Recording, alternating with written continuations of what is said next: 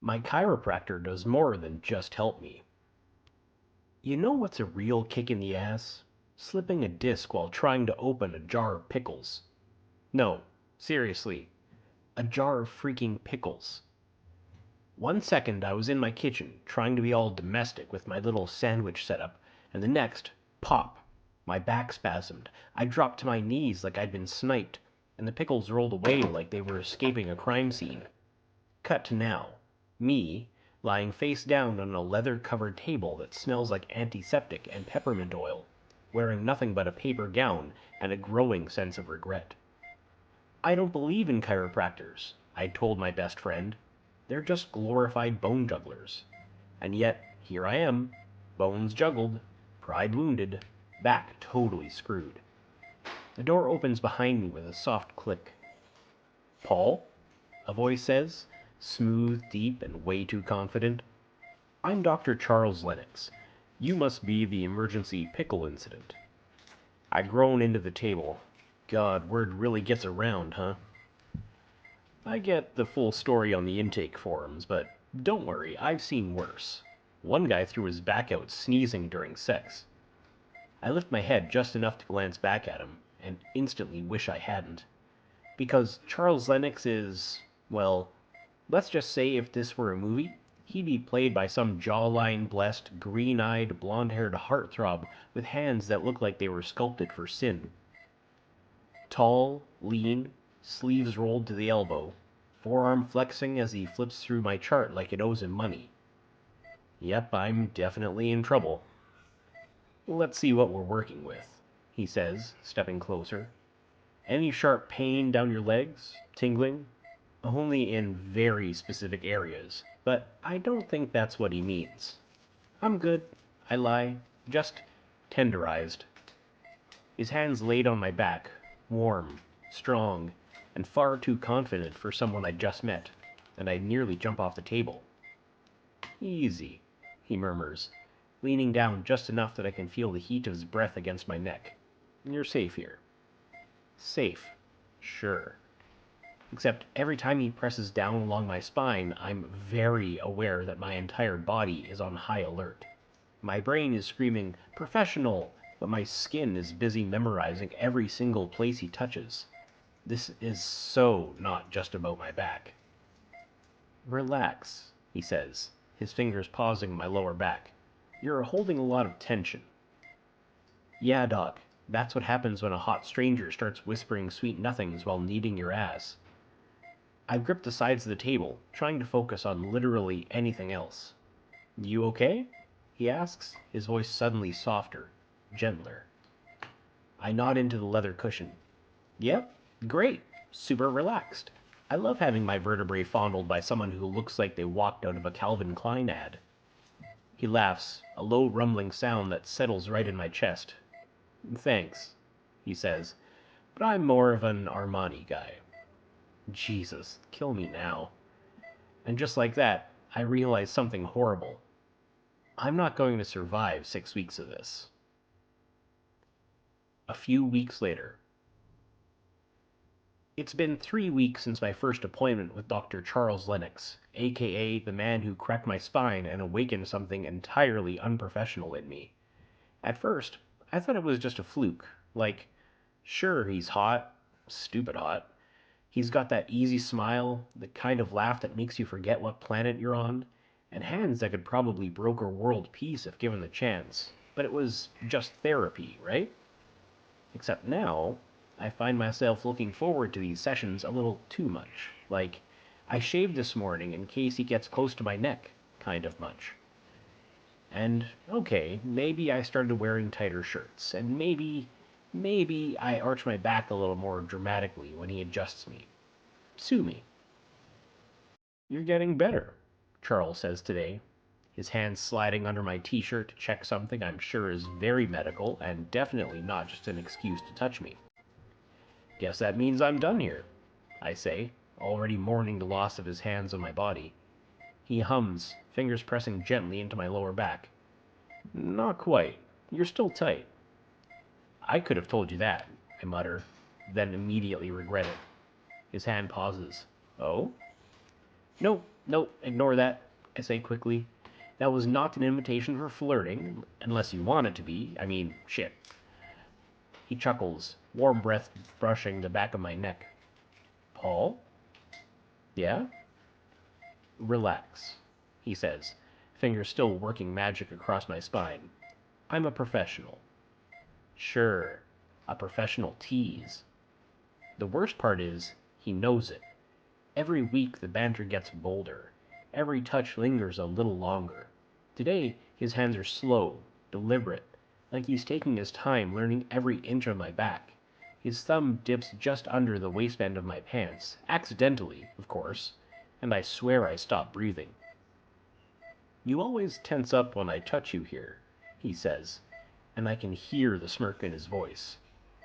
Wonder why that is, I mumble. You tell me. I turn my head to look at him, and for a second he's right there, eyes locked on mine, green and unreadable. It's the first time he hasn't looked away, the first time it feels like he's waiting for something. The air between us hums, heavy, charged, and stupidly full of possibilities. So, I say, trying to break the tension before I do something reckless. What's the actual medical term for being sexually frustrated by your chiropractor? He raises an eyebrow. I'd say that's a textbook case of inappropriate boundaries. Oh, good. I love textbooks. He laughs again, that low, dangerous sound that makes me feel like I've already lost whatever game we're playing. I'll see you next week, he says, stepping back, and I swear I feel colder without him there. Sure, I say, sitting up, pretending like my spine isn't jelly. Unless you want to grab a drink sometime for educational purposes. He pauses at the door, smile twitching. Careful, Paul. Keep that up and I might just say yes. God help me. I want him to. A few days later. It started with a phone call. Well, technically it started with me falling hard for Charles Lennox and his magic hands, but the weirdness started with the phone call. I was in the clinic late one evening. Charles had stayed after hours for my appointment, because apparently I'm special. His words, not mine. He stepped out to take a call, and I only noticed because he never usually leaves the room. He's clingy like that. Not that I'm complaining. Except this time, when he answered, his whole voice changed. Quiet, clipped, like whoever was on the other end wasn't exactly a buddy. I peeked through the cracked door. Look, I'm nosy, sue me. And he was pacing, agitated, saying things like, No, I told you, I can't be involved anymore. I've got someone new coming in regularly. Don't screw this up. And the real kicker, if this gets out, it's not just me who goes down. Naturally, when he came back in, I acted like I hadn't just eavesdropped like a goddamn raccoon. But things only got weirder from there. A few days later, I dropped by the clinic to drop off Charles's favorite coffee. Yeah, I'm that guy now. And his receptionist was out front, looking stressed. There's a note for him on his desk, she said, frowning. No one saw who left it. I wasn't sure if I should look, but I don't know what possessed me, so when the receptionist wasn't looking, I peeped. And the note? He deserves to know what you did. Tick-tock. Typed. No name, nothing else. So naturally, I did what any totally sane person in a questionable relationship would do. I snooped. And that's how I found the article. The article was buried deep online, like someone didn't want it to be found. But I did find it, thanks to a Reddit thread titled Hot Doctors and Their Secrets. The internet's a weird place, okay? The headline? Wellness Clinic Under Fire After Patient Accuses Chiropractor of Coercion. My stomach did this horrible, twisty thing as I read. It was about Charles, 2 years ago. Apparently, a patient accused him of using their sessions to manipulate them into a relationship. Something about boundary violations, inappropriate behavior, even threats to withhold treatment unless they cooperated. The article painted it messy, like bad messy. His license was suspended temporarily, but then, poof, charges dropped, patient disappeared, case closed. He moved cities, opened a new clinic, and if I'm doing the math right, start it over. I sat there for a full 10 minutes just staring at the screen. The man who knows the exact pressure point to make me moan like an idiot might also be a manipulative creep? I didn't want to believe it. Charles had never been anything but kind, funny, patient. He flirts, yeah, but it's always mutual, right? Then the final cherry on top. A guy approached me outside the clinic. Just some random dude, probably early 30s, with a stiff posture and an expression like he'd chewed glass for breakfast. "You're seeing Lennox?" he asked. I nodded, cautious. "Why?" His eyes narrowed. "Just be careful." I blinked. "Do I know you?" "No," he said, "but I know him, and I'm telling you, don't get too close." Then he walked off. No explanation, no name, just a whole bunch of red flags flapping in the wind. Now I don't know what the hell to believe. Either Charles is the best thing that's ever happened to me, or I'm about to be the next cautionary tale in a Reddit thread. A few days later. I didn't plan to confront him. It's not like I woke up and chose drama. I literally just wanted to show up for my session, get my spine realigned, flirt a little, maybe have his thumb accidentally brush against my waistband again. You know, the usual. But when I walked into the clinic that day and saw him, smiling like nothing had ever happened, like no creepy notes or mysterious ex-patients or sketchy-ass scandals were floating in the air, I just snapped. "Hey, Charles," I said, trying not to sound like I was about to throw up. "What the hell did you do 2 years ago?" His whole face changed. Smile gone, eyes guarded, like I'd slapped him across the face with a subpoena. "Where's this coming from?" he asked, voice low. "I don't know," I said, pacing like a maniac.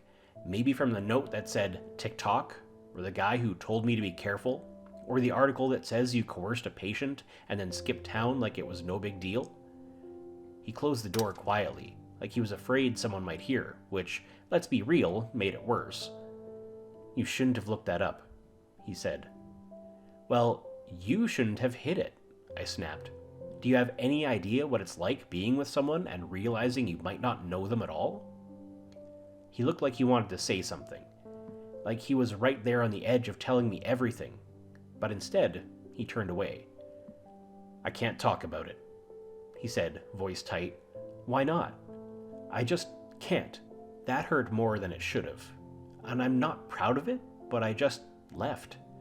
Walked right out the door like I wasn't one bad decision away from sobbing in my car.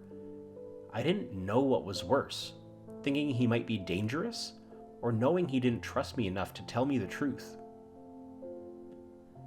2 days later. It happened 2 nights later. I was walking to my car after grabbing takeout, comfort noodles, don't judge, and I had this weird feeling, like someone was watching me. You know that creepy crawling sensation on the back of your neck that makes your keys suddenly feel like weapons? Yeah, that. Then I heard footsteps. I turned expecting, I don't know, a jogger, a lost raccoon, anyone who wouldn't punch me in the stomach and shove me into a wall. But nope. Whoever it was wore a hoodie, moved fast, and said just one thing before running off. "He's not who you think he is. Leave while you still can." And then, gone. I sat there on the pavement, gasping, bleeding from my lip, and realizing 2 things at once. 1, I was definitely being targeted. 2, I was absolutely not ready to give him up. So of course, I went to Charles. When he opened the door and saw my face, split lip, bruised pride, shaken as hell, he dropped a perfect act in a heartbeat. "Oh my God, Paul," he whispered, reaching for me like it was instinct. "Don't," I said, pushing his hand away, "unless you're ready to tell me what the hell is going on." He stared at me for a long second, jaw tight, something like pain flickering in his eyes. Then he nodded and stepped aside. "Come in," he said quietly. "I'll tell you everything." And that's when I knew this wasn't just about a scandal. This was something bigger, something dangerous, and I was already in way too deep. Over a week later. I didn't think I'd ever be the guy doing late-night internet dives with a hot chiropractor and a whiteboard covered in suspiciously red string energy, but here we are. Okay, I said, scrolling through another article on Charles's old clinic. You said the patient who accused you, his name was Evan Cross, right? Charles nodded, scribbling something on a sticky note with furrowed brows. Yeah, he came in with chronic neck pain. We got close, too close, but I never crossed that line. I gave him a look. He held his hands up. I swear, I cared about him. He was lonely. I tried to help, but when he got too attached, I pulled back. That's when things turned. I chewed my lip. And that's when Dr. Julian Blake swooped in. Charles's eyes darkened. Yeah, my boss at the time. He saw an opportunity. Dr. Blake, big name in spinal medicine, TED Talks, magazine covers, the whole God complex. He owned the clinic Charles used to work at, and apparently, when things went south with Evan, he made sure the story twisted in all the right ways. Evan didn't want to press charges, Charles murmured, but Blake, he pushed it. Controlled the narrative. He told me if I disappeared quietly, I'd still have a chance at a future. And you believed him? He met my eyes. Back then, I didn't have you to tell me not to. Cue the heart thud. Damn it, Charles. 2 days later. Tracking down Evan wasn't easy, but we finally found him in a quiet corner of town, working at a bookstore. He looked older, tired, and kind of broken. He flinched when he saw Charles, but I stepped in. Hey, Evan, we're not here to fight. Can I ask you something? Did Charles really hurt you, or did someone convince you he did? He looked at me, at Charles, then down at his hands. I thought I loved him, he whispered. I was vulnerable. Charles never touched me. He never promised me anything, but when it all fell apart, Dr. Blake told me if I said what he needed, I'd be protected, that I'd matter. And did you? Evan's smile was bitter. He ghosted me after the press calmed down. I lost everything. Charles lost more. Charles reached for him quietly. Why didn't you say anything? I didn't think I deserved to, Evan said. We left the bookstore with a letter Evan wrote. Sworn statement, details, everything. It wasn't official yet, but it was enough to start shaking loose the truth. Back at my place, we spread out Blake's digital footprint. Public records, clinic ownership transfers, some sketchy-ass offshore funds, and internal memos from the clinic whistleblowers had leaked years ago. This is it, I said, pointing at a doc dated 2 weeks before Charles's suspension. Blake signed a hush payment to the press. This proves he controlled the story. Charles leaned over me, shirt slightly wrinkled, hair falling over his forehead, and God, I could barely focus. I could kiss you, he murmured. I looked up at him, smirking. So do it. And he did. Soft at first, then deeper. Years of tension and regret and hope in one goddamn kiss. When we pulled back, I touched his jaw. You're not alone anymore. Neither are you, he said, brushing his thumb across my cheek. The next day. We sent everything to a legal contact Evan trusted. While they built a case, we planned our move. A press conference at a wellness summit, Blake was speaking. Live audience, media everywhere. Perfect place to tell the truth. Except the night before, someone broke into my apartment. Tossed the place, smashed my laptop, left a note. Walk away, or I'll break more than your spine. Cute. Real original. I don't remember sitting down, but I must have. I was just there, on the floor, heart pounding, throat dry, head spinning. I was scared and pissed, and somewhere under all that, just sad. That's how Charles found me, his eyes, wide and wild at the state of the apartment until he saw me. Paul, Jesus Christ, are you okay? He dropped to his knees beside me, hands flying to my arms, my face, checking me like I was fragile glass. "I'm fine," I said, voice hoarse. "They were just trying to scare me." He pulled me into his chest and I let him. His heart was racing. His hands trembled against my back. "This is my fault," he whispered. "All of it. I should have left you out of this. I should have known Blake wouldn't stop." I pulled back and grabbed his face, forcing him to look at me.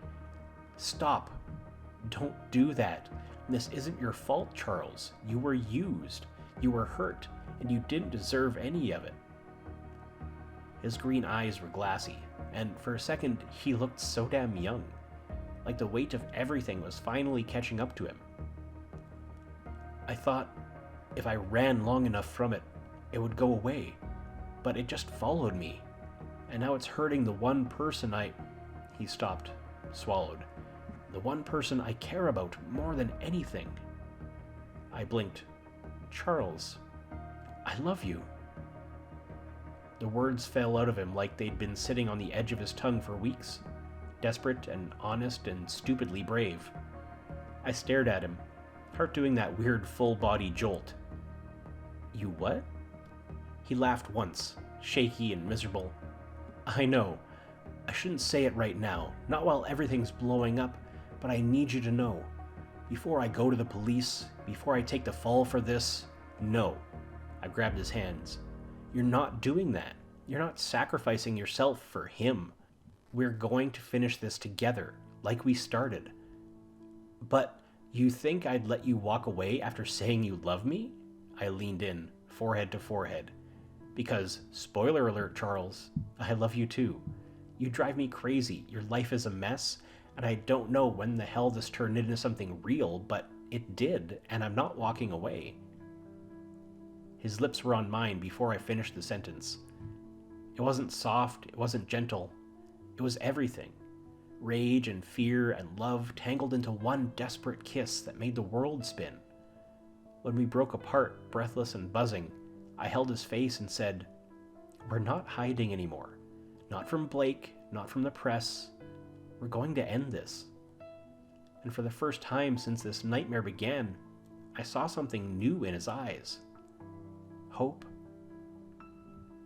"I have one last card to play," I said, "and if he wants a fight, we'll give him a goddamn war."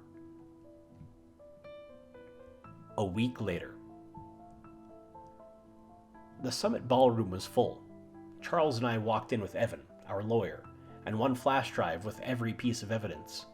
Blake was on stage, mid-PR smile, when we took the mic. "Sorry to interrupt your TED Talk, Doc," I said, voice shaking, "but I think the people deserve to know who you really are." Charles stepped forward, calm and clear. 2 years ago, I was accused of something I didn't do. The real story? I was thrown under the bus by the man standing right over there. The screen lit up behind us. Emails, the hush money doc, Evan's statement, even a recorded phone call from Blake's assistant confirming everything. Gasps, flashes, chaos. Blake stood, trying to cut us off, but it was too late.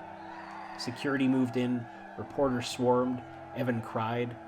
I held Charles's hand, and when the dust settled, Blake was escorted out in cuffs. Charles was cleared, and the internet? Oh, it loved a redemption arc. A month later. The clinic was quiet. All the lights were off except the little desk lamp at reception, casting the soft golden glow across the waiting area. It was late. Everyone else had gone home hours ago, except Charles. And me.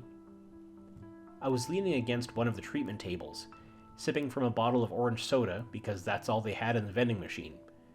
He was at the front desk, typing something on his laptop, brows pulled together in that serious doctor way that made my stomach flip in the dumbest way. God, I was so gone for him. He glanced over at me, caught me staring, and grinned. What? Nothing, I said, just admiring the view. He rolled his eyes and went back to typing. You're shameless.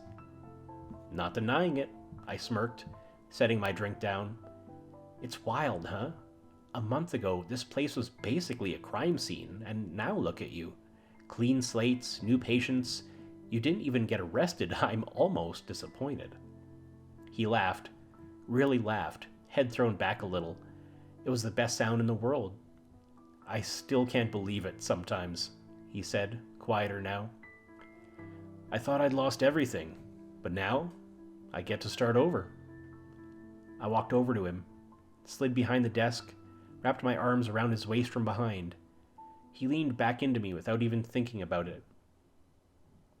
You didn't just get to start over, I said. You get to build something better. For yourself, for the people who actually see you. He turned into my arms, green eyes soft in the dim light. Including you? I grinned. Especially me. Charles reached up and brushed his thumb over my jaw. You were never just a patient. Really?